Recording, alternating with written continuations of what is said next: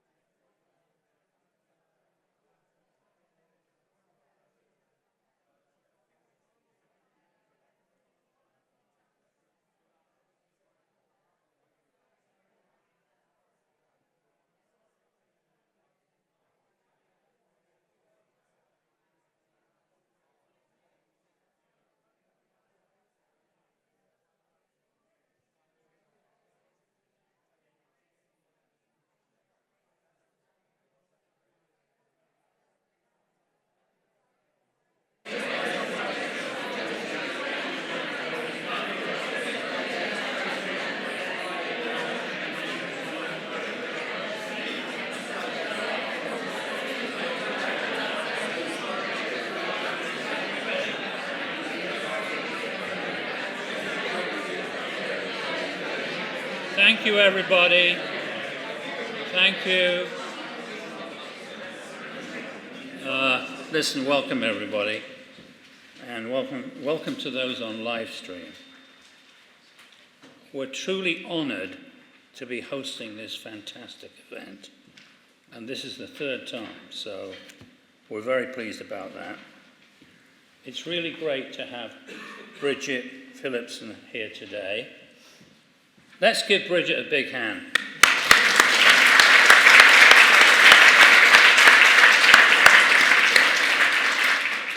Bridget, I'm delighted you're able to join us, and I'm sure all these people here are as well. We're all delighted. Before Bridget speaks, I'd like to tell you why I am personally a special interest in this year's report. As you probably know, I'm founder of the Sutton Trust. It happens, it was up there. Our mission is to enable low and moderate income young people to access outstanding educational opportunities. I'm also the founder of the Education Endowment Foundation. Our mission is to break the link between educational opportunity and family income. And that's why we are delighted to be hosting this year's event. The theme, of course, is equity in education.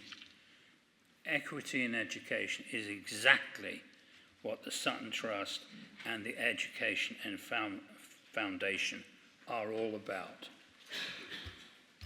Together with some funding from me, the Sutton Trust and the Education Endowment Foundation have together raised a sum which is approaching £1 billion. This is the major reason that we've been able to have such an enormous impact. Now I'd like to introduce Bridget. Bridget, thank you very much for coming. It's very nice of you. Now, Bridget, you and I have some things in common, okay? Bridget grew up on a council street. You call it street, right? So did I. Bridget went to a state school and then to Oxford. So did I. Bridget, I've got good memories of our meeting last year, and I'm delighted you're now in the hot seat, okay? So over to you.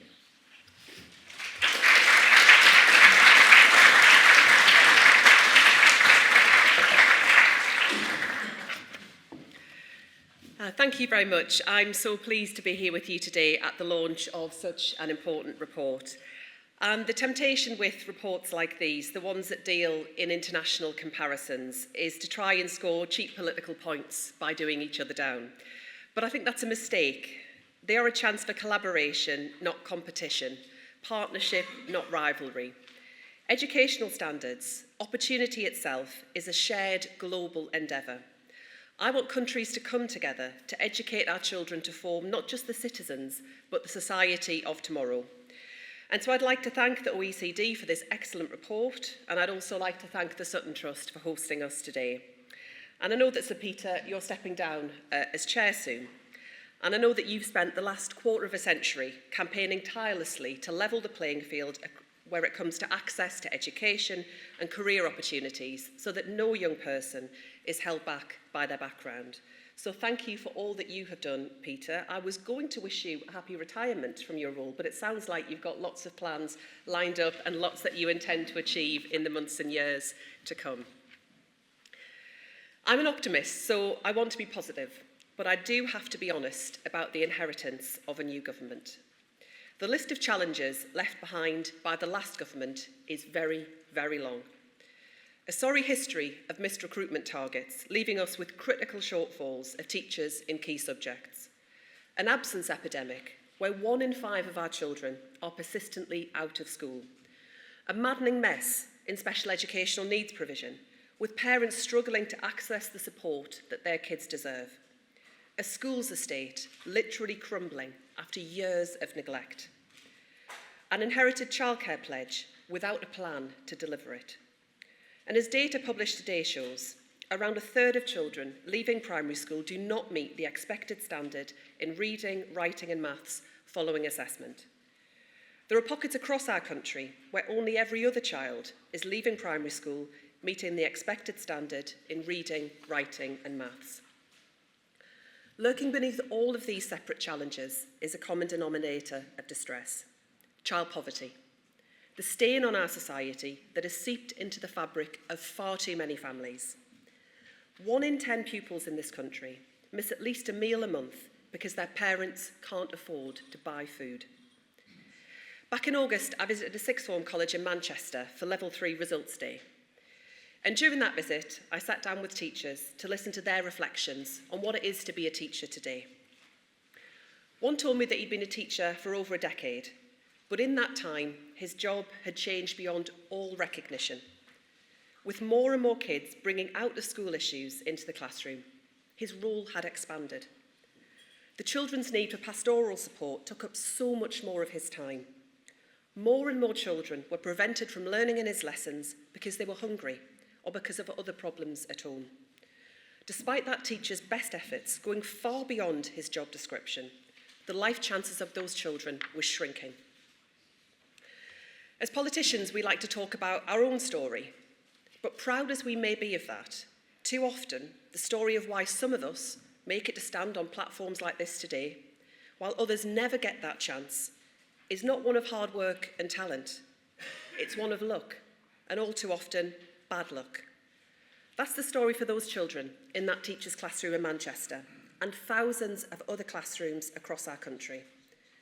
The ones arriving too hungry to learn, the ones arriving too tired to concentrate, the ones arriving not having done their homework because they don't have a quiet space at home, whereas others arrive ready and raring to go, and in the evenings they go back to homes where they are encouraged to continue learning, where their education is prized. Nowhere is the stickiness of these disparities clearer than in the persistence of poverty, infecting generation after generation. It takes 5 full generations for families in poverty just to reach average pay in the UK. And in today's Britain, it's the look of your background rather than how hard you work that all too often delivers success. And the British people know it. 3 in 4 of adults agree that a person's background influences their outcomes in life. The foundations of opportunity in Britain may be rotten, but aspiration, that desire to achieve and to succeed, is in rude health. And it isn't just the reserve of the wealthy, even if the opportunity to fulfil those aspirations remains rationed to a lucky minority. Working people want to know that success belongs to them, to look into the eyes of their children and grandchildren and tell them that if they work hard, they'll be able to get on and have a good life. So this government is on an urgent mission to make that a reality once more, an urgent mission to fix the foundations of opportunity, to restore the heritage of hope passed from generation to generation. It can be done, but to do it, we must eradicate child poverty from our society. That's why I came into politics. That's why I am proud to be leading the new government's Child Poverty Task Force as co-chair, together with the Work and Pensions Secretary. Work has already begun. We held our first meeting of the task force last month, and we'll publish our strategy in the spring. I'm glad to see that the theme of today's report is equity in education. Tackling child poverty is one piece of the puzzle, and it's a top priority for this Parliament. But fixing the foundations of opportunity demands equity in education too. For this new government, it means high and rising standards across the length and breadth of education. Not for some of our children, but for all of our children. Not in some of our schools, but in all of our schools. Not just in London and the South East, but right across our nation. Every village, every town, every city on the map, every child, every young person, every adult in this country. And to do that, we need great teachers, the ones who inspire, who guide, who shape the futures of all of their students. They are vital to our opportunity mission. So we're restoring teaching as the profession of choice for the very best graduates and recruiting 6,500 new expert teachers. That's why we're giving teachers and school leaders a 5.5% pay award starting this academic year. Great teachers in every classroom. That's one way we're fixing the foundations of opportunity. But our opportunity is about parents as well as children. It's about families. We need to get early education and childcare right so that all children get the very best start in life and all parents get the power to pursue their careers. But as your report shows, the gap in enrolment in childcare between rich families and poor families in the UK is one of the biggest in the OECD. So how can we spread opportunity more widely? Part of the answer does lie in childcare rollout. And I'm delighted that last week, hundreds of thousands of working parents started receiving 15 funded hours for their young children for the first time. And I was pleased to confirm that the 2025 childcare commitment to increase this to 30 funded hours will go ahead. We have worked tirelessly this summer alongside childcare providers to deliver the promises government made because trust in government is vital. But the last government made a pledge without a plan.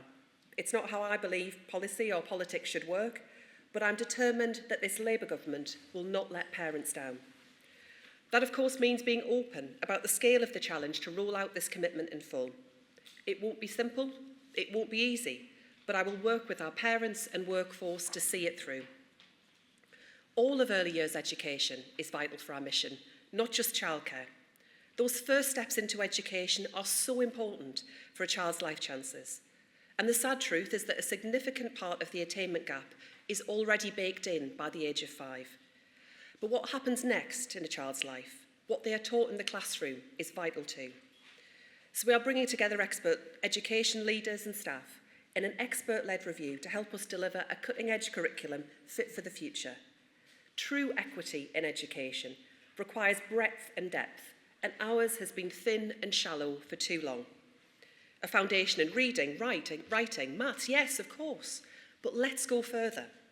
I want every child in our country to benefit from the wonders of music, sport, art and drama.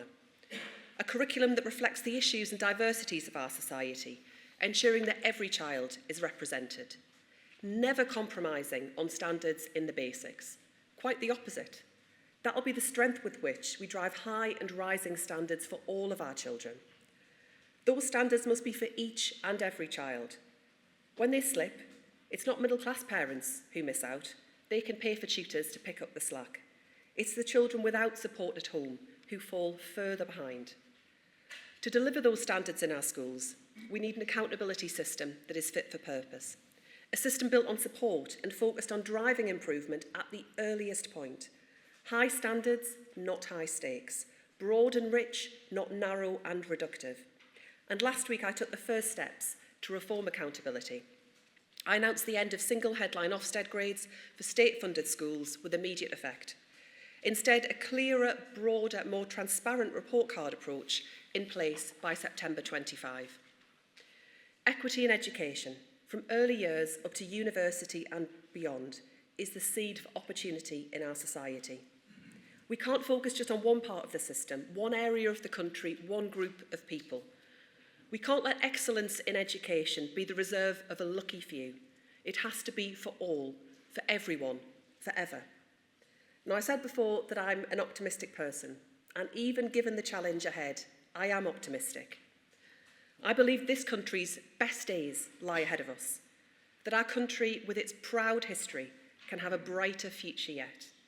September signals the end of summer, but a new beginning for education. The work to fix the foundations, to build a new nation of opportunity, has now begun. Thank you.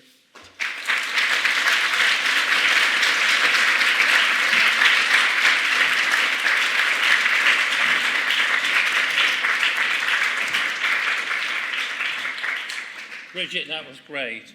I was going to say let's give you a big hand, but they've already got ahead of me. So, no, thank you very much for coming. Please stay for the rest of the event if you. Thank you.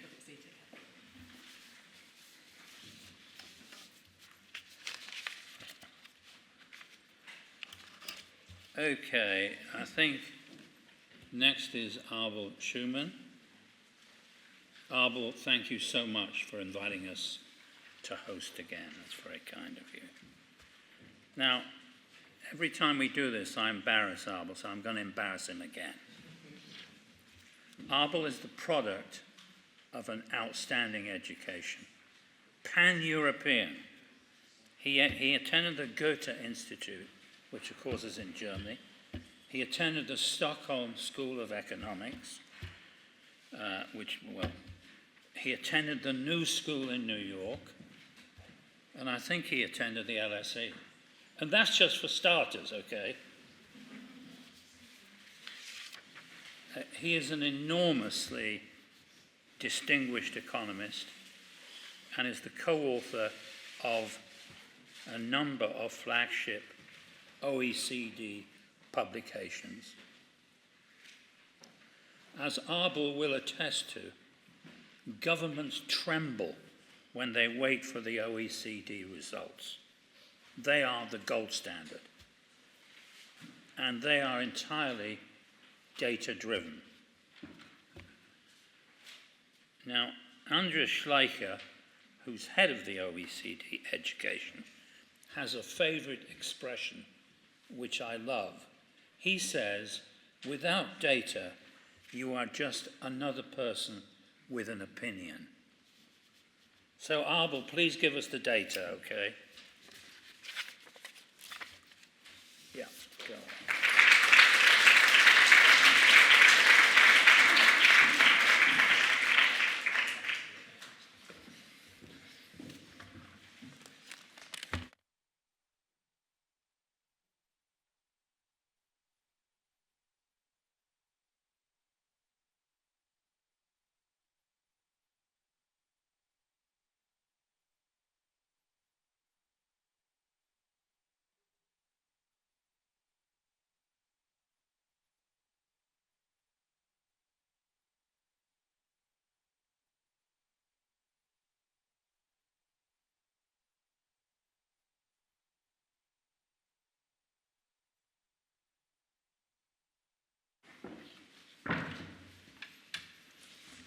Peter, colleagues, friends, thank you so much for inviting me again to launch Education at a Glance here at the Sutton Trust in London. It's a really great pleasure to be back to present you the key results of Education at a Glance 2024. As Peter already mentioned, Education at a Glance this year has a focus on equity in education.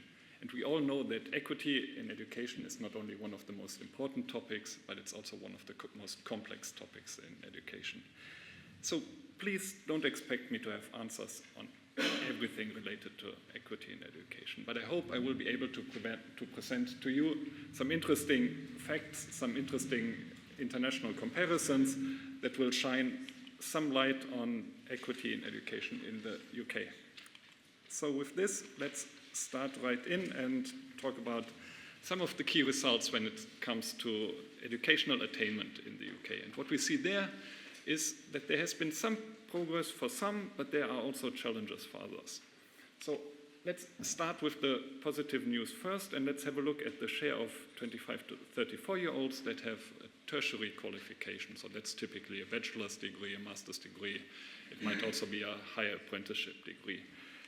When we look at the data for 2016, we see that already in 2016, the UK had one of the highest shares of young adults with a tertiary qualification. In 2016, that was 52%, and when we compare to how this has evolved since then, and we look at the data for 2023, we actually see that there was a substantial increase in the UK, and now the share is at 60%, and that is one of the highest shares across OECD countries. But when we look at the other end of the educational attainment distribution, so if we look at those that don't have an upper secondary qualification, and this is how we qualify in the UK, A-levels or equivalent, we see that the trend is not quite as positive here in the UK. So when we look at the data for 2016, we see that there were 12% of young adults without an upper secondary qualification at the time, which was quite a bit below the OECD average, which was 17% in 2016. Now, while there has been quite a bit of progress in most OECD countries in this respect, we don't see the same progress here in the UK. So we see that the share of young adults without an upper secondary qualification is actually stagnating at 12%, whereas over the same time it has decreased on average by 3 percentage points in OECD countries. And why is this important now? I don't think I have to tell you that obtaining an upper secondary qualification is important, but I think what is interesting and what's important to know is that there are good reasons why this is particularly important here in the UK. And that is something that we can see when we actually look at the earnings of young adults without an upper secondary qualification, and we compare the earnings of these young adults with those that actually have an upper secondary education. So what we have done here, we have normalized the earnings of those that have an upper secondary qualification to 100. And what we see here is actually the relative earnings of those that don't have an upper secondary qualification. And what we see in the UK is that the earnings levels of those without an upper secondary qualification are just at 60% of those that have an upper secondary education. So there's an earnings gap of 40 percentage points, and that earnings gap is actually the second largest across all OECD countries, just behind Chile. And what we see here are the earnings of those with a tertiary qualification, and also when we look at the earnings gap between those that have a tertiary qualification, so a university degree, and those that don't have an upper secondary qualification, we see again that the earnings gap is quite large. So on average, those with a university qualification earn more than twice as much as those that don't have an upper secondary qualification. Again, this is one of the largest gaps that we observe across OECD countries.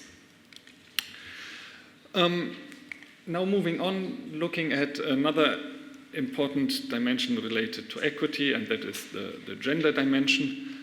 And what we see there, and this is probably not a surprise to you, but what we see there is that for many years now, the educational performance of women is better than the educational performance of men. And it's something that I think becomes particularly striking when we look at when we look at educational attainment across the generation. So we see among young women today, aged 25 to 34, in the UK, 56% have at least a bachelor's qualification or above. Now, if we look at the previous generation, so the women that are currently aged 55 to 64-year-old, we see that exactly half as many women had a tertiary qualification. So within one generation, the share of women with a tertiary with a bachelor's degree or higher has increased, has literally doubled, and that's a picture that we don't observe only in the United Kingdom, but also in virtually all other OECD countries. So that really massive increase in tertiary attainment among women has actually led to a situation where in virtually all OECD countries nowadays, the share of young women that have a university qualification is higher than the share of young men. So in the UK, the gap is actually relatively small. So we see here that 62% of young women have a university qualification and 57% of young men. When we look at other OECD countries, we see that this gap is typically quite a bit larger. But again, it's essentially the same pattern that we can see in virtually every OECD country. And I think what's important to emphasize is that this overperformance of girls and women relative to boys and men is not something that we see when we look at attainment rates. We see it literally in every data that has a gender dimension. So we see it when we look at the test scores in standardized assessment. So when we look at the difference in the gender difference in our PISA results. So traditionally we see that girls tended to do better in reading and writing.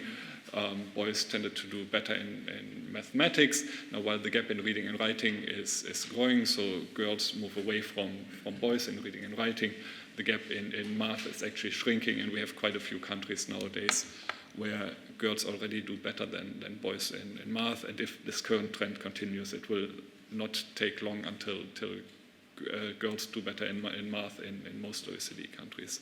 We also see it, for example, in grade repetition rates, so in countries where it's common that students repeat a grade.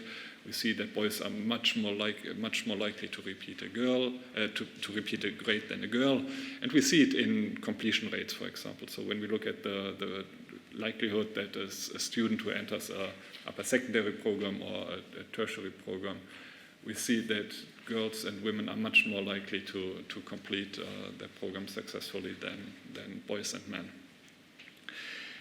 But what we also see is that this overperformance of girls and women in education is actually not reflected in the labor market, because when we look at the various labor market measures that we have, we still see that women are disadvantaged in the labor market. So, for example, when we look at the employment rates of those that have at least a bachelor's degree, in 2016, men were 8 percentage points more likely to be employed than women. Now, this gap has fortunately decreased quite a bit, but men with a bachelor's qualification are still 4 percentage points more likely to be employed than women. If we look actually at the other end of the attainment distribution, at those without an upper secondary qualification, we see that there the gender gap is even wider. So there men are almost 30 percentage points more likely to be employed than women. So that's another reason why it's extremely important to ensure that each student nowadays obtains a tertiary, an upper secondary qualification.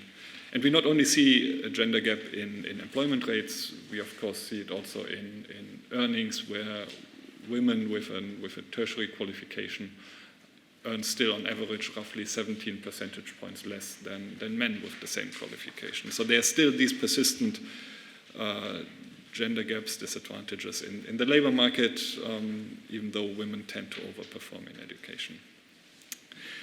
Now let's look at another important dimension related to equity, and that is the difference between foreign-born and native-born students and adults.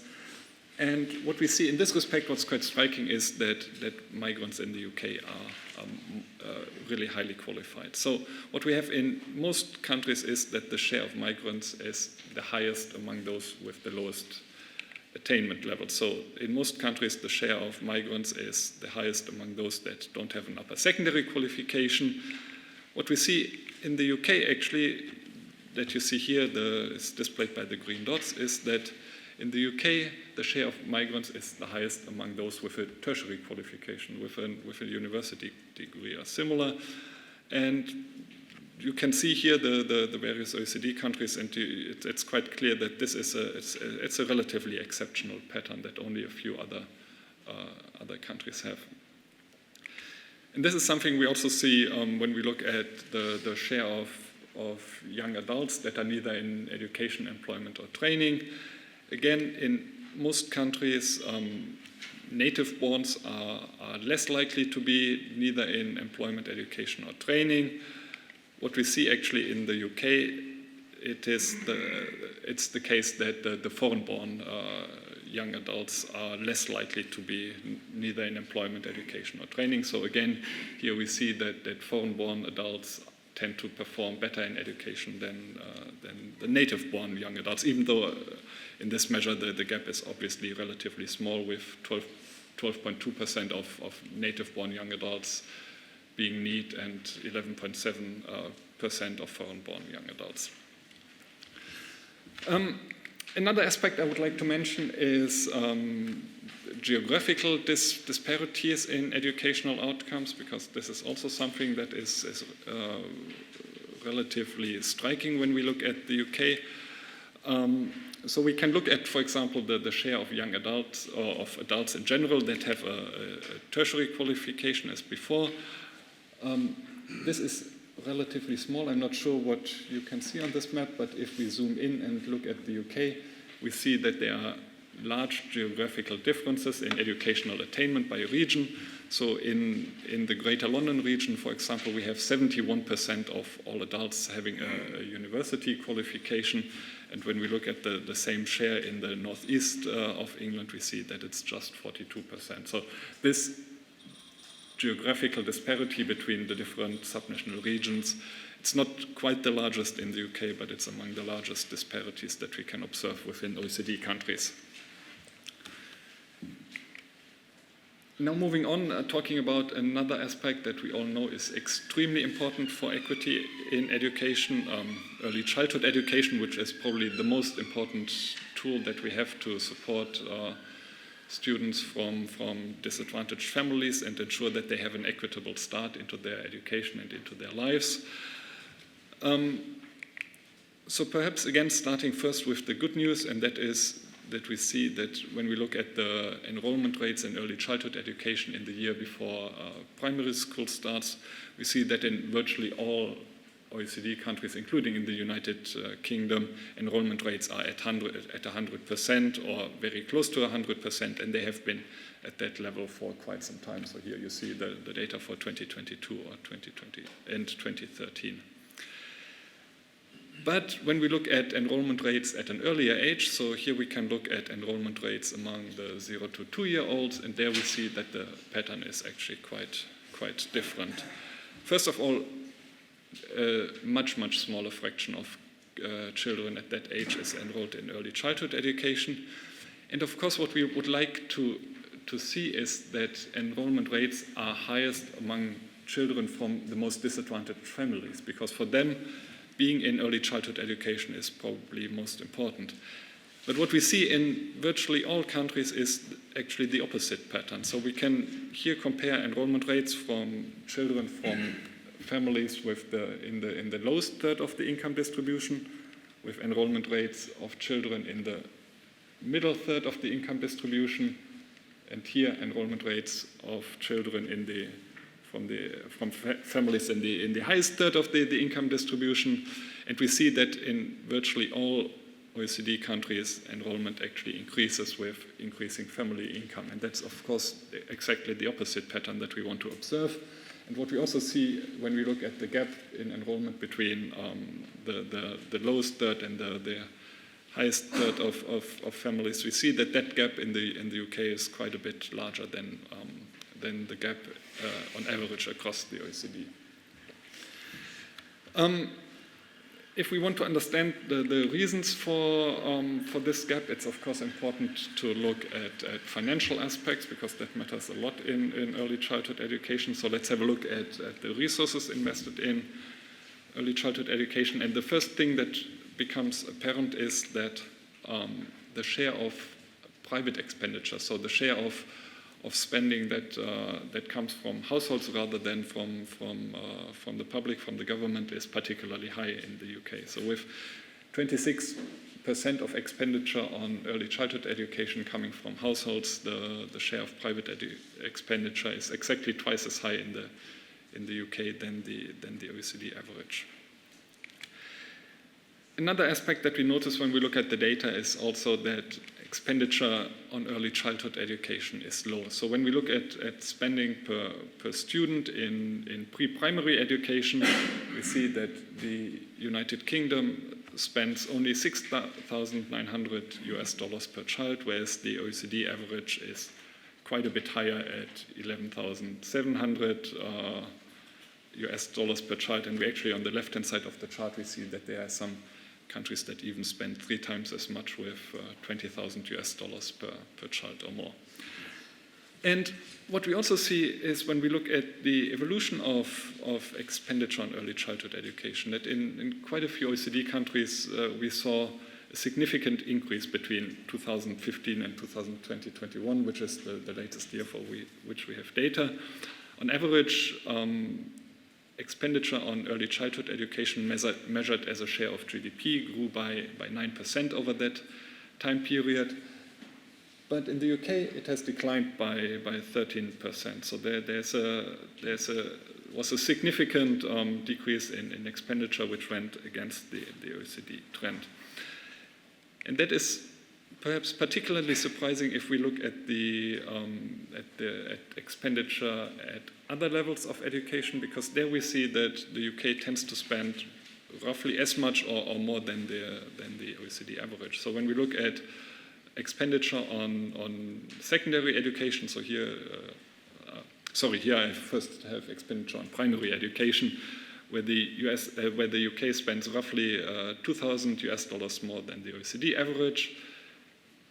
Here we have expenditure on lower and upper secondary education combined, where the UK spends roughly $1,400 more per student than the OECD average. And last but not least, we have expenditure on tertiary education, where the UK is really one of the countries that stands out with a very, very high level of expenditure on tertiary education. If we include research, the expenditure for research and development in that figure, the UK spends $33,600 per student in tertiary education, which is roughly 50% more than the OECD average. So we really see, when we compare the expenditure figures for the UK to the average expenditure across OECD countries, we really see a certain lopsided pattern where very little is spent on the early years and a lot is spent on higher education. Now with this, I'm almost at the end of my presentation already, but before I finish, I would like to just say a few words on this regarding the very high expenditure levels on tertiary education, because I think that is interesting, and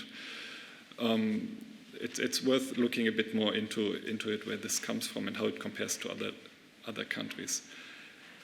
And what we see, that one of the reasons why expenditure on tertiary education can be so high in the United Kingdom is, of course, the high levels of tuition fees.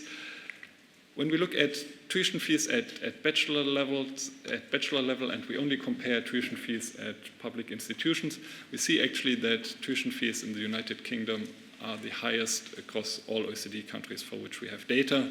They are higher than tuition fees in the United States, at least when we look at tuition fees at public institutions for in-state or national students.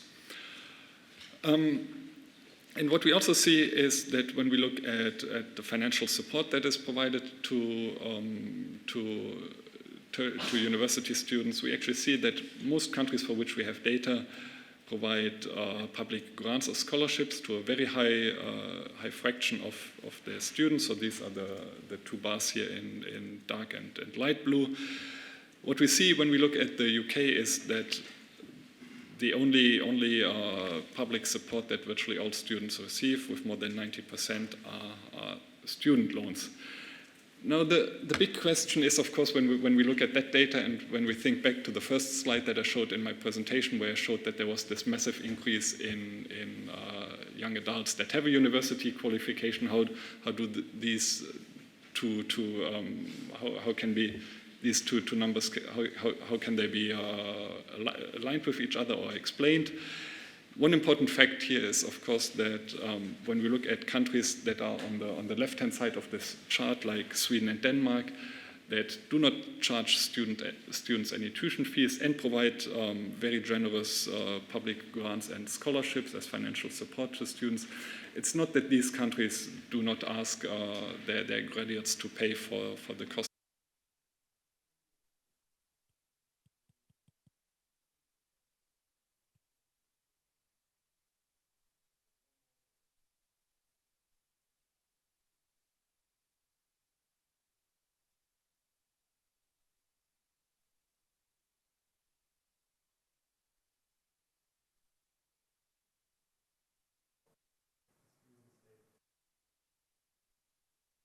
Later in life, which is an indirect way of recouping the cost of higher education. So this is one of the or probably one of the reasons why, despite the high tuition fees and the absence of grants, public grants and scholarships in the UK, the country still manages to increase its share of adults with a tertiary qualification by such an impressive margin.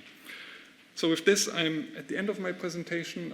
I'm, of course, very happy to answer questions that you have. Thank you very much. Thank you.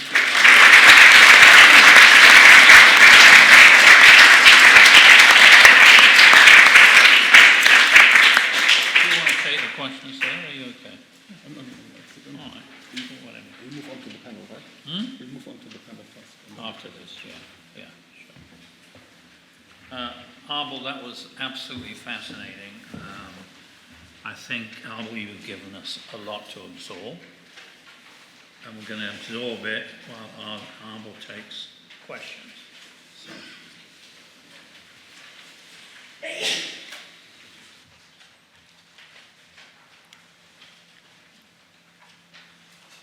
Should I do this, or do you want to do Hello, this? I'm Nicola Walcott from the Times. Can I just ask why you think that girls who do complete upper secondary education in the UK out-earn boys, and why that's an outlier? You said that girls don't perform as well in the labour market if they do complete university and if they don't complete upper secondary education. But those that do complete upper secondary education out-earn boys, which is an outlier for the rest of the OECD. Do you have any explanation for that? Excuse me, could you repeat the question? So. Right, so when you were talking about how girls were doing better at education but not doing so well in the labour market, you said, and it says in the charts, that girls who graduate don't do as well in terms of earnings and jobs.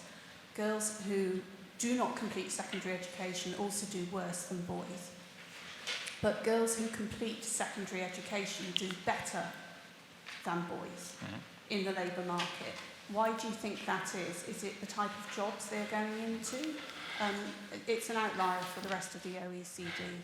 So in general, also girls that complete upper secondary education do worse than boys that complete upper secondary education. But for girls, completing upper secondary education is particularly important because the difference in employment rates between women that don't have upper secondary education and women that have an upper secondary education is particularly large. So by completing an upper secondary qualification, the women can increase their chance of being in the labor market, of being employed by a lot more than men. So the increase in employment rates for for women that have an upper secondary qualification is much larger than the increase in employment rates for men that have an upper secondary education. And this is a pattern, I think, that is quite common across most OECD countries.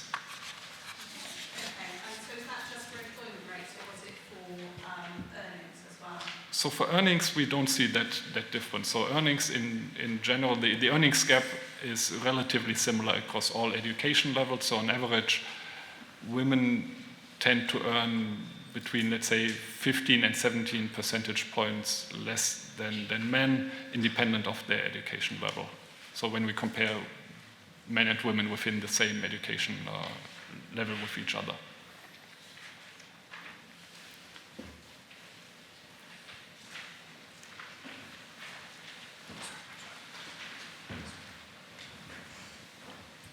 Hi, David Willits from the Resolution Foundation. Could you just explain a bit more detail your tertiary education spend? So this is about $33,000 in the UK. Could you give us the breakdown of that, please? Where that money is coming from and going into higher education? So we don't have detailed breakdowns of these figures. So I would have to. So the figure, the $33,600 that I quoted, that is expenditure including expenditure on research and development. I would have to look up the exact numbers. I believe when we exclude expenditure on research and development, we would see spending of roughly $27,000 per student in the UK, and that is probably there. So excluding expenditure on research and development, the spending gap between the UK and the OECD average is probably even larger. So we have a few more detailed breakdowns on expenditure, so to what degree that goes to staff, to what degree that goes to, let's say, capital expenditure. I would have to look up those numbers. I don't know them off the top of my head. And what is your source for that? So this is data that we receive from the UK government.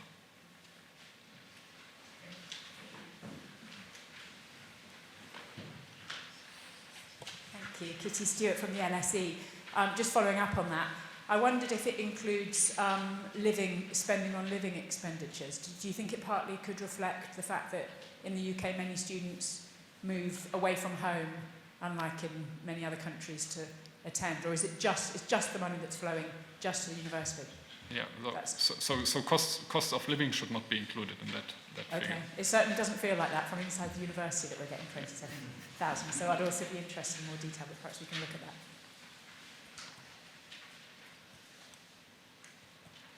Hi there. Isha from the Edge Foundation. I was just wondering, when looking at some of the disparities in the childcare, like expenditure on childcare, how does that account for the fact that, in terms of how do you count one individual versus some people that might have, only go half the time? Because quite commonly, right, people go different amounts of time. I just wondered does that account for any of the disparity, if that makes sense? Yeah, I think you're mentioning a very good point, which actually makes it quite difficult to compare our figures on expenditure in the early years with each other, because we essentially compare here expenditure on some children that perhaps spend a couple of hours each day in childcare with expenditure on some children that spend the entire day in early childcare. So there certainly is this kind of difficulty to really compare the figures with each other, because the time spent in childcare can differ so much at those ages. This is something we are aware of, but I still think the figures are interesting because they give an overall picture on the importance of the early years within the education system of a country.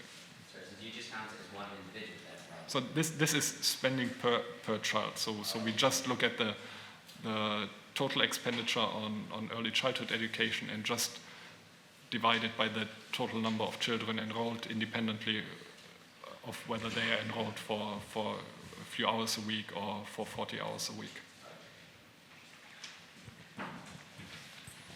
Hi, Natalie Pereira from the Educational Policy Institute. On that topic of spending on early years and childcare, have you also controlled for the fact that we have a much younger starting school age in this country compared to many other OECD countries? So we start school between 4 and 5 and some obviously much later. How's that accounted for? So again, we look at expenditure per child, so the number of children in early childhood education is in the UK is probably a bit lower than in other countries because primary school starts earlier. So this is accounted for.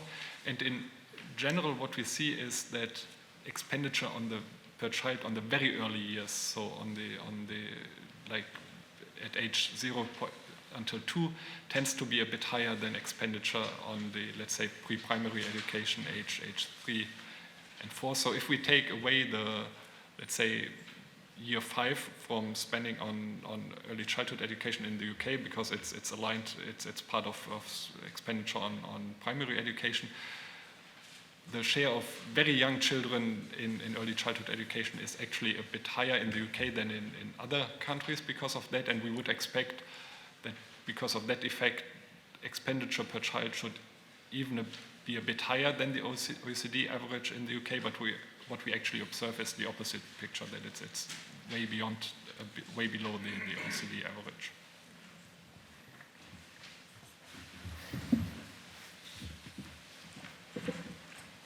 Thank you. I'm Spring Luisi from the Brilliant Club. We work with around 1,000 PhD researchers a year, and they're increasingly telling us it's hard to find funding. Hello. My question is, are you observing any changes in access to an investment in postgraduate study in the UK compared to others? Could you repeat the question? Of course. Yeah, so we work with around 1,000 PhD researchers at the charity The Brilliant Club, and they're telling us it's much harder to secure funding and investment. Are you seeing any changes in the UK's access and investment in postgraduate study? This is, unfortunately, I think that goes beyond what we have data for, so I don't think I can answer that question. Sorry for that. Okay, thank you.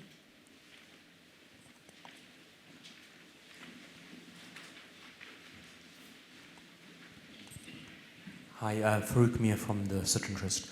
My question is there any correlation between the data you found and the demographic situation of that country? So countries where they're trying to proactively encourage people to have more children would be more generous and vice versa? It's a very good question. When we go back to that particular slide, where do we have it? Here. And we look at the countries on the left-hand side of the chart that have a fairly high expenditure on early childhood education. I don't know the demographic situation in all of them by heart, but I think in general these are countries that tend to have a relatively high degree of in-migration, which typically means that these are countries that have a relatively large share of very young children, and they are also the countries that have the highest expenditure per child. So I would expect that there is a certain correlation. I don't think I can give you a definite answer because that would require a bit more statistical analysis, but I would expect that there's a certain correlation in this respect, yeah.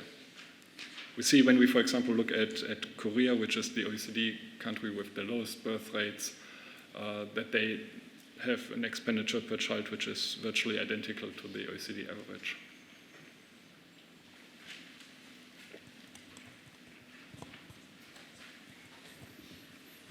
Hi, Grace Allen from The Conversation. I'm just curious about a figure on the first page of the country note. It says that the share of secondary schools in private institutions has increased from 52% to 72%. What counts as a private institution there that 72% of secondary students are in private institutions? So in general, private institutions, according to our definition, are schools or other educational institutions that are not run by the government or another public entity. What we do is we distinguish between what we call government-dependent institutions and independent institutions. Government-dependent institutions are those that receive more than half of their funding from the government. And I don't know the exact numbers by heart, but I believe a significant share, way above half of the institutions in the UK are government-dependent institutions. Okay, thank you.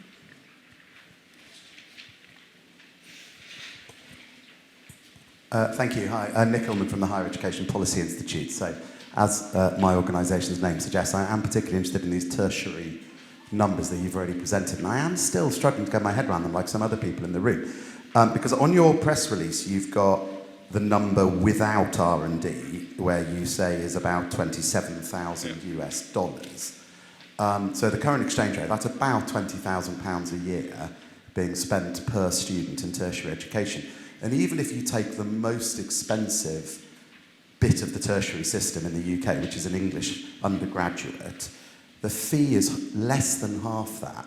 So I'm really struggling to work out what else is in there, because it's not living costs, it's not R&D, there's a little bit of government grant, but that would only be about 1,000 or so per student. And I'm a bit worried, because there's a very big political debate going on in the UK at the moment as to whether we underfund our universities or not. And I'm worried that there's a risk we draw the wrong conclusions from these numbers. So I'm trying to work out what's in that $27,000. So I think that there are a few aspects to keep in mind. So first, the exchange rates that we are using are not market exchange rates, but exchange rates in purchasing power parity. So there can be quite a bit of a difference in between those PPP exchange rates and market exchange rates. The idea is essentially that we want to make different price levels in different countries comparable. That's why we are not using market exchange rates. So that I think that can explain for quite a bit of a disparity. Beyond that, I think we are very happy to look into that data. It is the data that we receive from the UK government. So it's essentially not us who are producing the data, but it is the data that are part of the official statistics of the UK. Well, I think it's time for us to move on to the panel. So, thank you again. Yeah.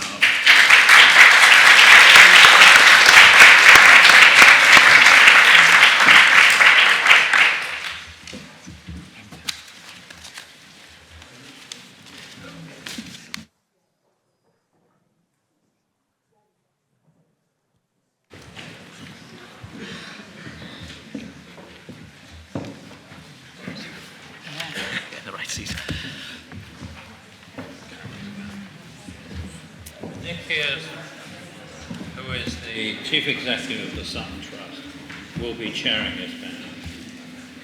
Great. Thank you, Peter. Yes, as Peter says, I'm Nick Harrison, the CEO here at the Sutton Trust. Welcome again, everyone who's joined us today. You know, as Peter said at the start, it's a real privilege to be hosting this event alongside the OECD. So yes, we're now going to move on to our panel discussion for about 45 minutes, and it's a pleasure to introduce the panel. Abel, of course, is staying with us for the panel. But let me also introduce, starting at the end, Felicity Gillespie. So Felicity is Chief Exec of Kindred Squared, a foundation focused on improving early education and early child development. She is also a member of the independent panel advising David Bell's review of early years. And she's been an advisor to the UK Department of Education since 2011 and is also a board member of Ofsted. So great to have you, Felicity. Next, along Carol Willis. So Carol is Chief Exec of the National Foundation for Educational Research. NFER is an independent, not-for-profit organisation which is dedicated to providing research and analysis to improve outcomes for children and young people. And previously, Carol was Chief Analyst and Chief Scientific Advisor at the DFE. So welcome, Carol. Next, along Barry Fletcher. So Barry is CEO of Youth Futures Foundation, the What Works Centre for Youth Employment. Barry's career has been dedicated to supporting people into work and helping young people fulfill their full potential. And prior to joining Youth Futures Foundation, Barry spent 3 years as CEO at Career Connect, a youth charity in the Northwest, and started his career at Ingeus, which is a provider of services in the employment, health, youth, and justice space. So welcome, Barry. And last but not least, Chris. Chris is co-CEO of the Education Endowment Foundation, the EEF. As Peter said earlier, the EEF is dedicated to breaking the link between family income and educational achievement by supporting schools, colleges, and early years settings to improve teaching and methods through the use of evidence. Chris is also a board member at Ofqual, and prior to joining the EEF, Chris was a senior advisor to the Secretary of State for Education. So welcome, Chris. So I'd like to start, I think, by asking each of the panel just to spend a few minutes, 3-4 minutes, reflecting on Arvel's presentation and perhaps pulling out what they thought were one or two of the key themes they'd like to bring to the room today. So why don't we perhaps go down the end, and Felicity, start with you. Thank you. And thanks I will be keeping time. Yes, 3-4 minutes. I'll talk fast. I think I'm really interested by all the questions as well, actually, around the tertiary education data, because the most stark thing coming from an early years perspective is this contrast between the support in the UK compared to other OECD countries that we give to tertiary students versus the early years. You know, in the tertiary student world, we're number one in terms of government support, and then in the early years, we're sort of slightly above Romania, but we're trounced by Luxembourg, Lithuania, Latvia, in our per pupil pre-primary spend. It's not easy to say. And we're way below the OECD average. And I think that's really interesting, because given that we know that 40% of the attainment gap, the equity gap at 16 is already, to use your term, baked in by 5, that low spend proportionate from the early years proportionate to tertiary is very curious. And so my first thought, I suppose, my first reflection is, are we spending the right amount proportionate from our total on the early years versus our extraordinarily high support of the tertiary sector? And then the second thought I had just looking at this data was not just what we're spending our education budget on, but who is paying for it. And so for tertiary, the public support via loans is extraordinarily high. We're sort of top of the pops.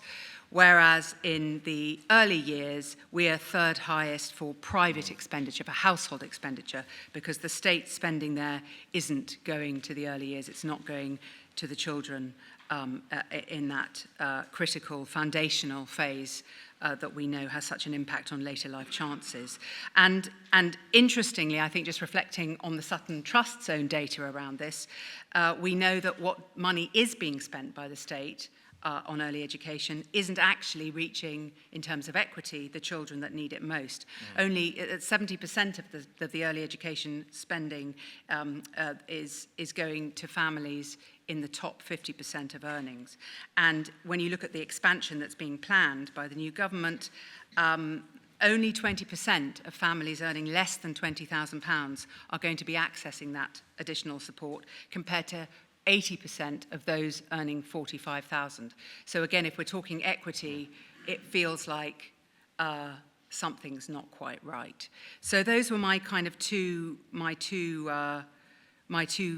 immediate reflections. Are we spending the right amount on early years? The answer there is no. And what we are spending, are we spending it in a way that reaches the parts that really need it the most, where it will have the greatest impact? And I'm afraid I would say, again, probably no.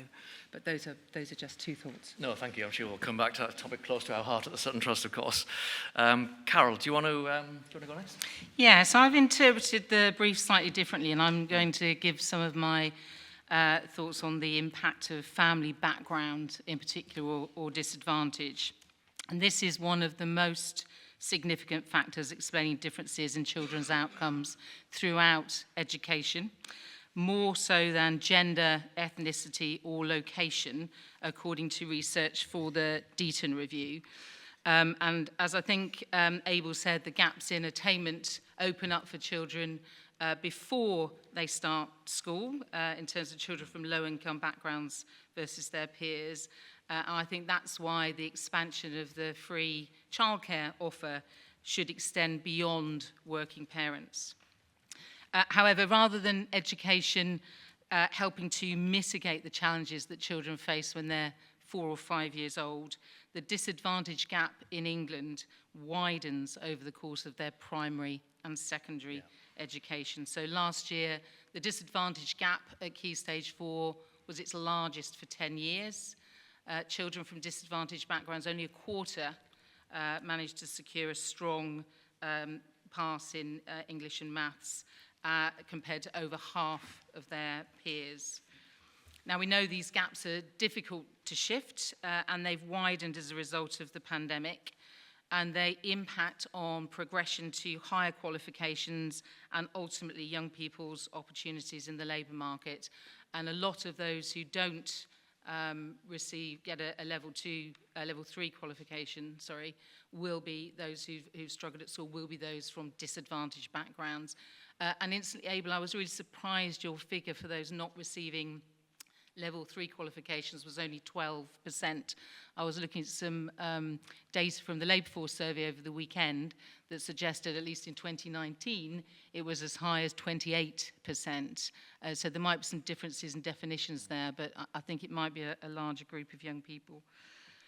Our research suggests that the teacher supply crisis may be contributing to these persistent gaps in performance, and that's because schools in disadvantaged areas find it harder to recruit and retain teachers, which are, of course, fundamental to children's successful development.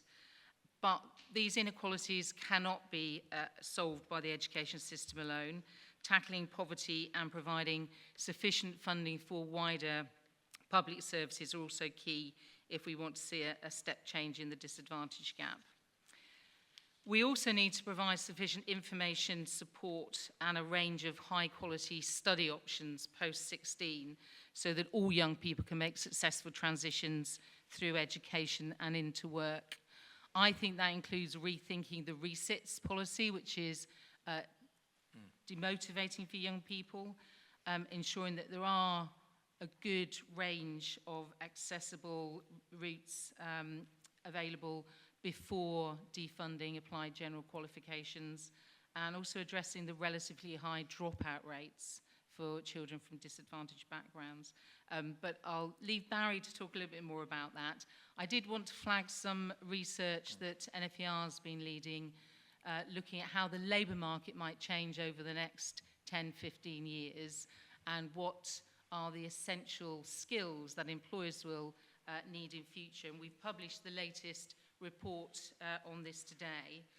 And we found that demand for these transferable skills is like to increase very significantly in future, whilst more than 1 million jobs in lower skilled occupations could disappear. So it's particularly important for young people and those already in the labour market who have lower levels of qualifications to develop these essential skills as well as essential knowledge, and that will help them move out of the shrinking sectors of the economy and into those that are growing. And finally, I just briefly wanted to say something about the education funding because of Abel's comments about the UK spending more on primary and secondary education. And I do think these kinds of international comparisons need to be treated with care. They don't necessarily compare like with like. And in England, the level of need has increased. So mental health, behaviour, attendance have all deteriorated. The number of children with special educational needs and disabilities has significantly increased. That all puts pressure on schools. Our research finds that families and schools are still struggling following the cost of living crisis, with teachers reporting that more children are coming to school hungry, without adequate clothing, and an increasing proportion of schools reporting deficits and expecting to have to make more cuts this year, which could affect the quality of education. And many of these challenges are greater in schools in disadvantaged areas. So there is no room for complacency. There are still lots of challenges to address. Thank you, Carol. As you say, the attainment gap is absolutely fundamental to any debate on equity in education, so I'm sure we'll come back to that. Barry, do you want to go next? Thank you very much. Yep. Good morning, everyone. I was just going to highlight a few areas that relate really to that transition from education into employment. So the OECD report highlights progress that the UK has made over the last 8 years in reducing our NEET rate, those who are obviously not in education, employment and training. But some research that we've done alongside that, looking over a longer time frame, highlights that improvement in the UK has actually been quite a bit slower than a number of kind of leading OECD nations. We've really kind of stalled in our improvement in that area, and that poses a massive challenge, not only in the costs that come from that, in having those young people outside the labour market, especially in a time where we have got continued high levels of vacancies in the economy. And I want to highlight as well that actually, although this report focuses a little bit more on upper secondary level, so A-level or equivalent, actually some of the greatest challenges, and certainly some of those greatest challenges for young people who are NEET, are those who don't reach level 2 qualifications. And actually, if an individual doesn't reach those, they're twice as likely to be NEET, between 2 and 3 times as likely, depending on the research that you look at. And that is a critical issue, and that then impacts on that young person's both health and wealth for the rest of their lives, unfortunately. So this equity question that we're talking about isn't just about, of course, getting those qualifications. They are so, to be honest, determinist in terms of the likelihood that someone can move forward. And that determinism is, to be honest, greater in the UK than it is in some other countries, because we have 2 issues. One, we actually don't have great pathways for those who don't succeed at that stage, a point that Carol was making. But also, once a young person reaches 19, and if they haven't got up to that higher level, they're very unlikely to in our system. And therefore, we need to get that right at that earlier stage, because otherwise we won't see that progression going forward. And those numbers are really stark at the moment. So there's 872,000 young people who are currently NEET. And although some really interesting perspectives in the OECD research around participation rates for women versus men, actually when you look at that growth of NEET rates, you see that much more among men over the last 3 years. Nearly all the growth that we've seen in the last 3 years has been among men. And that rate of NEET is now at a high it's been for 8 years. So this is a problem that's getting worse. I think it is certainly a problem that has been impacted by, of course, that educational attainment. And that point around between boys and girls, we obviously see for young boys, many more of those young people not getting those really crucial grades, especially at GCSE, and especially in English and maths. And as we see low-skilled jobs reduce, to Carol's point, I think that problem is going to get worse. And we do need to solve that challenge if we're going to see that equity come forward. So a great challenge, some interesting perspectives from the report, but much more to do. No, thank you, Barry. As you say, we absolutely must not forget that group who did not achieve upper secondary in this debate, so thank you for that. Chris, do you want to? Yes, it's always great when last. I will definitely be echoing some of the points, but I think that's because it pulls out some of the key themes that have come. And as I say, from both an EEF and previously a policy background, I'm going to reflect on a bit of a combination of those two. I think it's a great report. It's really interesting to see the level of sophistication in comparison when so often in policy context, international comparisons are a bit anecdotal. So I thought it was really powerful, and I thought what was very powerful is it hones in on 2 areas in particular that the macro evidence base suggests are 2 of the most powerful from an equity perspective. One that we've talked a lot about here, which is early education, and then in the full report you'll see, and it comes through in the executive summary, there's a lot of emphasis on the differential access to high quality teaching and the impact of recruitment and retention. So I think there are 2 great things that come through because they're both very good examples or snapshots of why this is very hard for policy, hard to get at equity. It's very easy to talk about, but it's very hard to do, and that's because it requires really hard and active choices to prioritise equity over other things that those policies might be driving at.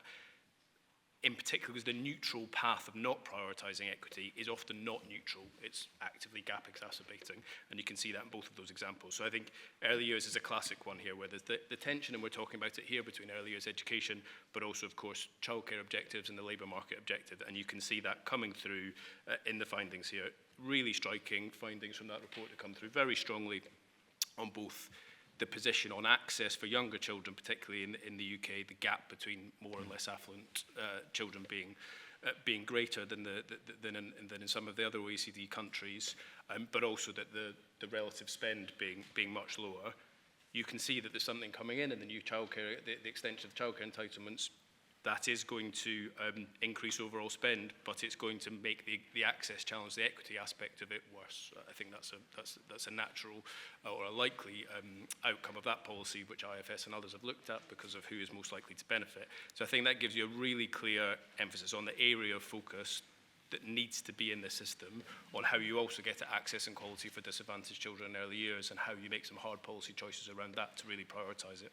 So I think that's one thing that comes through. Similarly, teacher recruitment and retention, it's striking when you look at the report across, I think, virtually all of the OECD countries, that that's a shared challenge, that it's coming through very strongly. But what is also coming through equally strongly is it's not a challenge that schools feel equally. It is disproportionately impactful in schools in more disadvantaged circumstances, which is particularly challenging from an equity perspective, because we know that those are the schools in which the children who will benefit the most from high quality teaching disproportionately will be. But again, that's a great example of where the actual reality of prioritising equity is really hard. It's a national challenge. There is a recruitment and retention crisis across the piece. The easiest way of making some early impact on that is actually likely to be gap exacerbating. So how you do that is crucial. So often from central government, it'll be considered in terms of overall targets, overall numbers, and there's some very positive sentiments being discussed on that. So the idea of 6,500 new teachers is a very positive thing, and very, very hopeful that turns into a positive reality. But often, if done without thought for equity, the easiest way to meet that target might actually be to be gap exacerbating. It's easier to attract and retain new teachers in areas and schools that are probably slightly, in relative terms, further ahead. And so your challenge is that if you don't think about targeting, and you don't deliberately think about where those new teachers are going to be recruited and retained, the impact will almost certainly not be neutral in terms of equity. It will inadvertently, by not targeting, you will actually end up targeting in a way that exacerbates gaps. And I think that again, is a good example, both on the early years education side and on teacher recruitment and retention side, that it's not that you need to overtly bake in that targeting and deliberate skewing towards disadvantage really overtly, because the natural pattern will be that advantage accrues where it already sits. And I think in both of those policies you can see it. On the teacher recruitment retention, your report highlights there are some really interesting examples of countries thinking hard about this with incentives as to how you try to gear up your system to more naturally attract and retain high quality teachers in more challenging schools. And I think that's exactly the type of thing we would want to be thinking about in the context of efforts on recruitment and retention here. Great, thank you, Chris. Lots to pick up on there. So let's move to audience questions now. And if I could maybe just ask folks, as well as stating your name and organisation, if there's a particular person on the panel you would like to answer, just indicate the person as well. Ryan, do you want to just start in the middle there? Yeah. Hi, I'm George Walker, Careers and Enterprise Company. One of the things that we're interested in as well, I think both in terms of equity, but also what kind of Carol spoke about, we'll be reading with interest the NFER report on skills and kind of how that aligns with the evolving labour market, is around work experiences and encounters that young people have with employers as they go through school, particularly in light of Labour's ambition to deliver 2 weeks' worth of work experience for young people. And I was struck by some of the stats around entry to the labour market by gender, both in terms of equity, in terms of how young women and things are less likely to go into STEM, but also in terms of how that aligns with our needs in terms of how do we open maybe young women to things like manufacturing or construction. Equally, how do we make men maybe open to going into education-related fields? And what we've seen as well, some of our work, is how actually the importance of doing that young as well. So we've seen that we're piloting that careers advice in primary school, and how actually that helps to break down some of those gender stereotypes early. So I guess I was interested in the panel's thoughts of how we would integrate some of that into the work experience in terms of working with employers, I guess in terms of the broad and rich curriculum that Bridget talked about, and giving people not just the knowledge, but also sort of widening their horizons, giving them those skills and that insight, particularly for disadvantaged pupils and those who may be underrepresented in certain sectors. Great question, thank you. Why don't we maybe go to Barry first on that one? Yeah, very happy to. I think the focus on work experience is very welcome. I think it's been a real issue over the last decade or so, especially on an equity point, because it's not that young people haven't been doing work experience, it's that generally those in lower socioeconomic groups have been doing less work experience, and in higher groups have generally been still doing it across the board. So I think the lack of focus on it and requirements is a positive. I suppose the question I would ask on the evidence is, one, how you make sure that that's covered across the curriculum. So this idea of a sort of singular 2-week piece that gets you to go out to an employer, and that sort of, I suppose, very traditional structure of work experience, I think, has its limitations. I think it has limitations as workplaces change, especially hybrid workplaces. That's becoming much more challenging. Certainly we see that in the work that we do. But also, is that the best way to give young people a broad and wide view of the workplace? So I think workplace encounters and the engagement with employers is crucial. As wide a range of those as early as possible is important. And I think it's about making sure that that's done in an equitable way, because too often that relies on parental engagement to organise, and if you rely on parental engagement to organise, you limit people's choices immediately, and I think there is an important active role to play. I appreciate funding will always come into that, and for those directly focused in that area at the moment, that is a challenge. So it'll be interesting to see how those things are balanced up. Anybody else like to come in on that? Yeah. And just to add, I think the gender gap's really interesting, isn't it? Because at Key Stage 4, it's disadvantaged white boys who do particularly badly, but then in the labour market we see that reverse. And you've highlighted, as did Ava, one of the reasons, which is subject choice.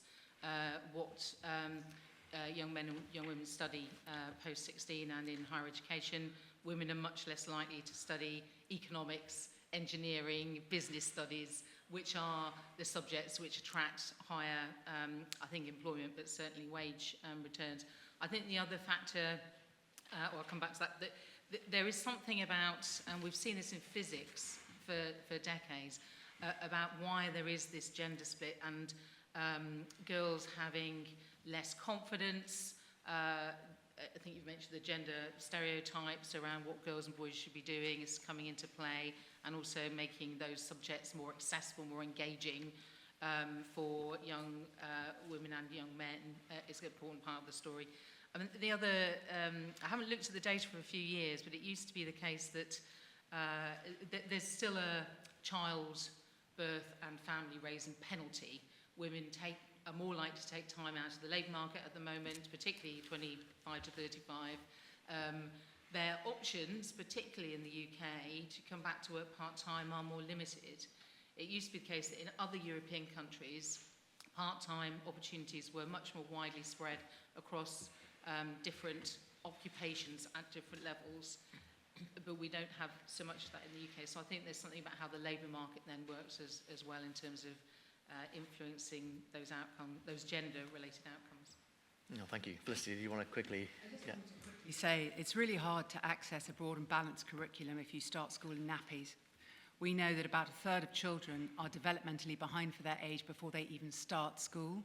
It's really hard to get into a good university if you've spent your entire education in school playing catch-up.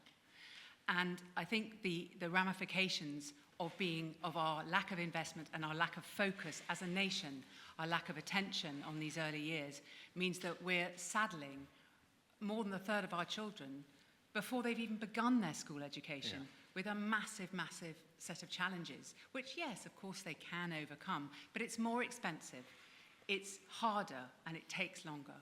And so the obvious thing is just to ask ourselves, all of us, if you want to talk about work experience, if you want to talk about universities, what would the world look like? What would our society, our productivity, our equity look like if every child started school with a fair crack at the whip? Because right there, I think you've got the roots of probably every other bit of data that Arbel can draw out. So just... No, I mean, certainly where much of it starts, of course. Chris, do you want to just quickly, and then I'm going to move on, yeah? I think that point's worth echoing. I think if you are serious about equity in education, the evidence that we're seeing today and generally points that early years education, particularly gap closing early years education, is absolutely fundamental. But this is a personal reflection. I would just say, I think, fitting with that same logic to the question, and there are people here today who do this on careers education that starts early, I think so much there is evidence, and I think it supports it, that the navigation of assumed knowledge that middle-class families disproportionately have and how that has the impact early. And so I think there is a strong case in general for early intervention to begin to try to break some of those things that people often take for granted that aren't necessarily aren't a given. So I think that's a good angle. No, and on Sutton Trust programs, we increasingly have work experience as an element of that now for exactly that reason, to help those kids navigate through. I'm going to move on now. I think the lady there had a question. Did you? Yes. It's Jasmine Norden from TES, and I think this will mostly be for Felicity. I was wondering if you could tell us what's the latest with the David Bell review of early years and what's going on there. I'm afraid Bridget's already left, so you'll have to... It's all under wraps for now, is it? Yeah? Happily, yeah.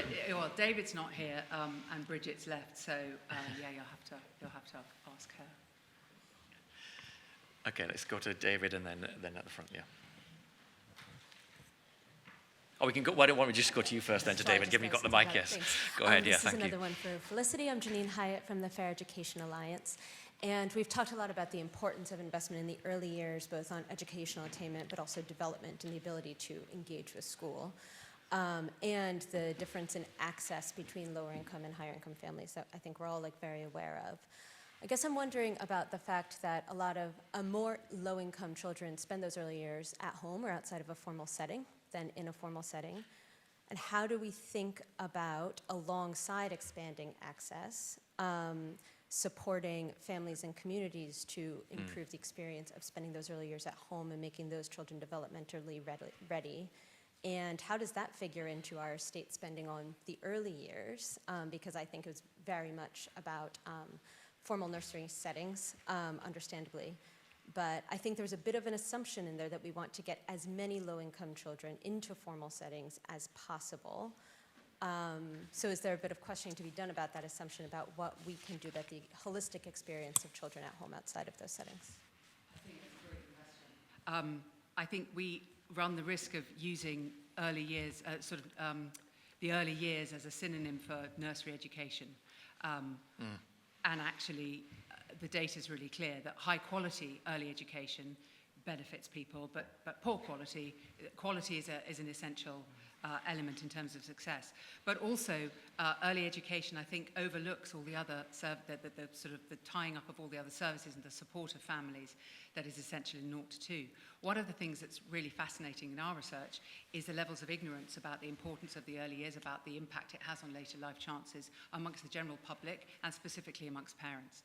And therefore, what can we be talking about, what can we be doing to support new parents and people before they become parents in terms of understanding? I mean, my personal view, if you want to take a message back to Becky Francis for the new national curriculum, is if every child learnt the absolute basics, 1 hour lesson on why attachment theory matters, the world would be a better place.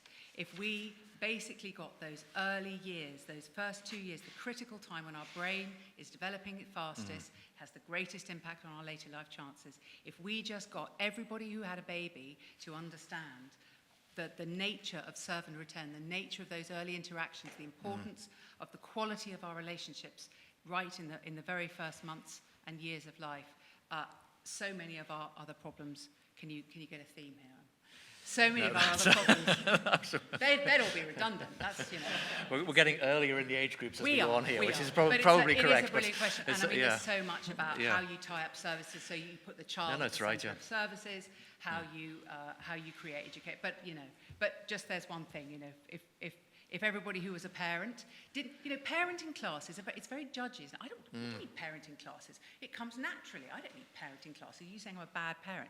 But if you said to people, would you like some top tips on how to enable your child to really thrive? I mean, I'd love that. Yeah, top tips sounds better, doesn't it? I'd love that. Well, how to make my child. And I think we need to, as a nation, as a society, we need to start changing the conversation around parenting, so that it's less sort of judgy and blamey and shamey, and actually it's more about supporting whether you choose to keep your baby at home and stay at home as a mum, whether you choose to go back to work.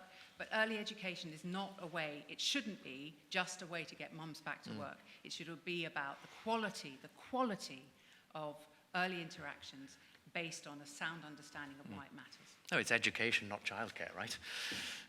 Chris, I know you wanted to come in quickly. Only briefly, to say that I think it's both of those things. Like, I think it has to be both, in the sense that the evidence is clear, as you've said, that the home learning environment has a really profound impact. And while parents from all backgrounds make a huge difference to the development of their children, there is a social gradient in some of the factors as to knowledge, as to things that benefit that. The EEF has looked at interventions. It is notoriously to shift, and the EEF has looked at specific interventions, but I think it'd be really positive for there to be more attention in that area to try to build the evidence base further. Great, thank you. I'm going to David. David next. Yeah, thank you, Ryan. You're taking some good exercise there. I mean, there clearly are some key pressure points, and we've heard an eloquent argument about early years. I have to say, I do also very much agree with what Carolyn Barry said about that crucial point at the age of 16. And the English system is brutal with the kids who just miss the good GCSEs. And Steve Machin at LSE has just shown how terrible your life chances are if you just miss out on the English and maths GCSEs. But I'd like to bring out a couple of questions for them following on from that. First of all, the BTEC issue. And if we're worried about growing economic inactivity amongst young people, are we confident that defunding so many BTECs won't make that problem worse? And that leads to my other question, which is the BTEC versus T-level question. Because if we care about equity, which is what the Sutton Trust focuses on, if you look at where the spend goes on work experience, so far, over £1 billion has been spent on T-levels, for which so far I think about 15,000 students have participated in. And a lot of that money is to pay more and more to employers so they deliver the 45-day work experience part of the T-level. If we took the money that is currently going on a very small number of students to try to deliver T-levels and put that money instead into a wider work experience program accessible to many 16 to 18-year-olds, would not that be a more equitable use of the spend? Great question, thank you. Barry, do you want to start on that maybe? And then yeah, I think the answer is it would, because ultimately you're absolutely right around T-levels. We've seen obviously slow take-up of that. It is growing, but it is growing slowly. Also, and I'm certainly not professing to have the expertise on that curriculum, but certainly from those who do, it's an extremely difficult, a challenging academic standard to meet on T-levels, both in terms of the work experience element of that, but also the wider academic piece. And I think there is an importance to choice here, because actually if young people don't get those grades and don't get those qualifications, life chances are poor, and actually employers continue to value heavily a lot of the BTECs that are being defunded. So I think for me, it depends what you're aiming for, but if you're aiming for more young people to be in better pathways to get on in life, then I think you would want choice. I think the amount of money that's being spent on those 45 days, very honestly, the evidence base that 45 days is better than, say, a much shorter time for that is really limited, actually, and we've looked at this. So I think something that increased the opportunities for young people to get exposure to work and spend that money in slightly different ways, I think probably would be a good idea. So we've done quite a bit of research looking at T-levels in advance of them being introduced, and as they were being introduced with providers, with young people. I mean, T-levels are a very large qualification. I think about them as being 3.5 A-levels. I actually think they are a technical alternative for A-level students, rather than being a general alternative option for students who currently focus on vocational and technical routes. And so thinking carefully about having a sufficiently wide range of high quality routes for all young people, for carers, for those who need to work, who can mix and match their A-levels, their BTECs, their other applied general qualifications. That's what underlay my opening remarks about taking this time with the pause on defunding to think about what's the right mix. Now, I think T-levels are a high quality qualification. They do have higher dropout rates than other qualifications post-16. There is a review about their content, the way they're assessed, but I think having that broader range of options, and I mean, the Sainsbury's review the Sainsbury Review years ago now, was very clear that there ought to be routes for young people to post-16 to switch between academic and technical, and that seems to have been lost in our current system. And it's also the case that in other countries, vocational subjects have a high academic content, so we're quite different in this country, and we specialise very early. So I'd like to see the quality, but the greater fluidity. The other issue, and David, you mentioned English and maths. Even on T-levels, I think the requirement to have a good English and maths GCSE has been abolished, but it's still an expectation from a lot of providers. So even that English and maths GCSE is a gateway to those other, and apprenticeships, to those other courses. So there's quite a lot to be done on the post-16 route. And it's very narrow compared to other countries. We have a very narrow post-16 curriculum, and finding ways over time, if we can secure the teachers, to broaden out the curriculum post-16, I think would be very welcome and would help give young people some of those essential employment skills they're going to need in the future. Great, thank you. Abel, do you want to quickly comment? And then Mike at the back, Ryan, if you could. Yeah, maybe just one very brief remark regarding what you said, David, about failing at age 16 and future chances. I think one of the things that we see when we look at countries that have strong vocational systems is that in these systems there are really no dead ends. So there's no point at which an educational career ends, but there are always effective second choice programs. There are always effective programs that help students move into higher tracks, move into tertiary education. And I think that is really internationally, when we look at strong vocational systems, that's one of their defining characteristics. Great, thank you. So at the back there, and then I just want to check I'm not missing any questions blocked by the lectern from this side before we finish. So last chance for this side in a moment. Hi there, Ian Pickup from the Open University. Really interesting discussion, so thank you to all panel members and to Abel for the data earlier.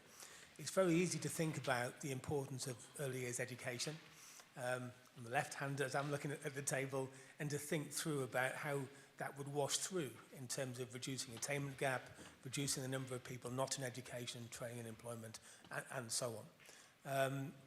I guess, so I'm enthused, like Bridget, I'm optimistic, but it's very easy then to fall back into funding in boxes and funding in siloed parts of the educational ecosystem. Yeah. And so working as I do at the Open University, very much we take a lifelong perspective to learning and adult learning in particular. But I'm really keen to explore how we might best work across sectors, within and between sectors, to ensure that decisions around funding, for example, don't see as, well, of course we must fund early years education. And of course we've got too much money washing into universities. I know other colleagues in a room would disagree with that assertion that we might have leapt to. So, improving early years outcomes, closing attainment gaps, increasing the number of people, adults, heading into tertiary education of all shapes and sizes, vocational and academic, seems to be a shared objective in the room. But working across those sectors and working across a wider ecosystem, I think, is going to be ever more important. No. So I guess the question is, how do we best work together? How to best work across silos? No, thank you. Felicity, you wanted to come in on that one, yeah. I'm in violent agreement. Yeah. First of all, the obvious is obviously we wouldn't need to spend so much in later stages if we funded them. You know that already, right? But just one brilliant example, I think, of exactly what you've said is the pupil premium. Why is it that that a child with the child's needs, age 3, is given an allocation of top-up funding for their institution to support their additional needs? That is a quarter of what the same child with the same needs is allocated when they're 6. It's got nothing to do with that child and nothing to do with their needs. It's totally arbitrary. Similarly, why is the development of that 3-year-old's brain entrusted to somebody with dramatically different qualification profile to the 6-year-old who's the same child with the same opportunities and development needs and so on? Suddenly their teacher's got QTS and a degree and woohoo. So I think I just wanted to basically say I think you're absolutely right. already we have these inconsistencies within the system, which I think actually are quite easy to fix. Fixing the pupil premium, bringing it up from the early years to be in line with primary is only about 350 million, give or take, which in the grand scheme of things, you know, when you look at the data that we've got from the OECD is actually quite small. But I think it's a great point. Oh, great, thank you. One quick comment from Chris, then one last question. No, yeah, I'll take one quick question, then we'll finish. Yeah.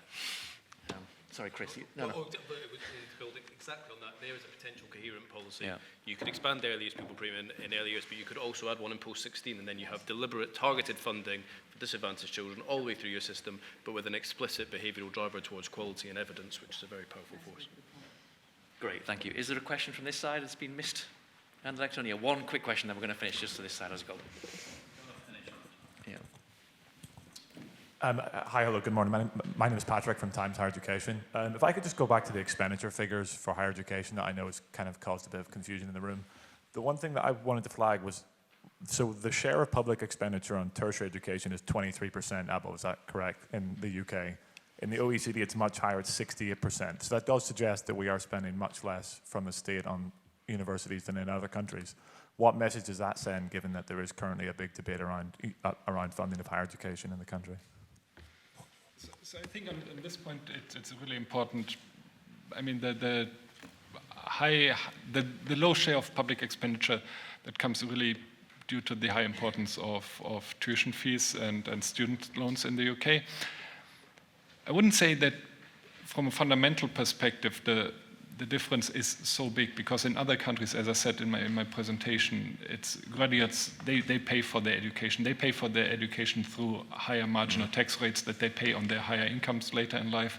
In the UK, that the paying for higher education is much more explicitly done through student loans, but overall, I think it's important not to overemphasize the differences between those systems, because in other countries, people that earn higher incomes, they tend to pay higher taxes as well, and they pay for their higher education. Great, thank you. I think we're out of time, so perhaps we can just thank the panel quickly before Peter closes. So, thank you.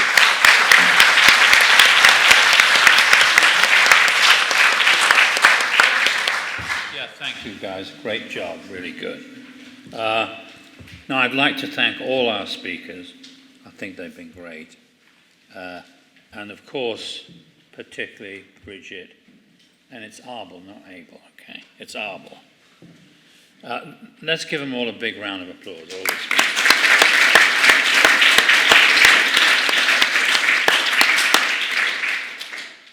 and of course, thank you all for coming. It's been a really good turnout. Really appreciate it. I don't know about you, I'm dying for a coffee, so we can head over next door. Thank you very much. Thank you.